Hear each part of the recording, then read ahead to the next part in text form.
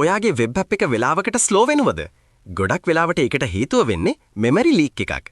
අද අපි බලමු Chrome DevTools පාවිච්චි කරලා මේක හරියටම අල්ලගන්නේ කොහොමද කියලා. ඉතින් මේ ලීක්ස් හොයාගන්න තියෙන හොඳම ක්‍රමය තමයි heap snapshot එකක් ගන්න එක. මේක හරියට ඔයාගේ ඇප් එකේ මෙමරි එකේ ගත්ත එක්ස්ට්‍රා එකක් වගේ. ඒ වෙලාවේ මෙමරි එකේ තියෙන හැම ඔබ්ජෙක්ට් එකක්ම මේකෙන් බලා ගන්න පුළුවන්. මේ වැඩේ ලේසියෙන්ම කරගන්න පරනම් Chrome browser එකේ තියෙන memory tab එකෙන්. DevTools open කරලා memory panel එකට ගිහින් heap snapshot කියන option එක select කරගන්න. අපේ පළවෙනි step එක තමයි baseline එකක් ගන්න එක. ඒ කියන්නේ app එකේ කිසිම වැඩක් කරන්නේ නැතුව මුලින්ම snapshot එකක් ගන්න ඕනේ. එතකොට තමයි පස්සේ වෙන වෙනස අපිට අඳුර ගන්න පුළුවන් වෙන්නේ. දැන් ඔයාට ලීක් එකක් තියනවා කියලා සැක හිතෙන වෙලේ app එකේ කරන්න. උදාහරණයක් විදිහට බටන් එකක් කිහිප සැරයක් ක්ලික් කරන එක වගේ දෙයක් කරලා දෙවෙනි ස්නැප්ෂොට් එකක් ගන්න. දැන් දෙවෙනි ස්නැප්ෂොට් එක සිලෙක්ට් කරලා comparison view එකට මාර වෙන්න.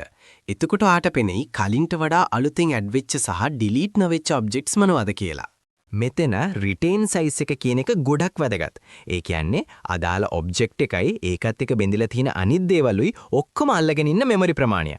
මේක වැඩි නම් අන්න එතන තමයි leak එක තියෙන්නේ. එයි මෙහෙම වෙන්නේ ගොඩක් වෙලාවට global variables හරි closures නිසා තමයි මේ වගේ leaks ඇති වෙන්නේ. garbage collector එකට ඒ දේවල් memory එකෙන් අයින් කරන්න බැරි වෙනවා. දැන් අපි කෝඩ් එකේ ඒ වැරද්ද හදමු. වැඩේ ඉවර වුණාම අදාළ variable එක null කරන්න හරි event listener එක remove කරන්න හරි අමතක කරන්න එපා. එතකොට memory එක නිදහස් වෙනවා.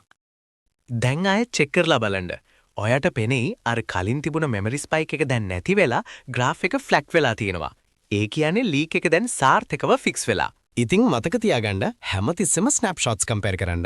retained size එක ගැන අවධානයෙන් ඉන්න. එතකොට ඔයාගේ app එක superiorටම වැඩ කරයි. මේ වගේ advanced programming tips දැනගන්න අපිව follow කරන්න. මේ වීඩියෝ එක ඔයාගේ යාළුවෝ අතරේ share කරන්න අමතක කරන්න එපා.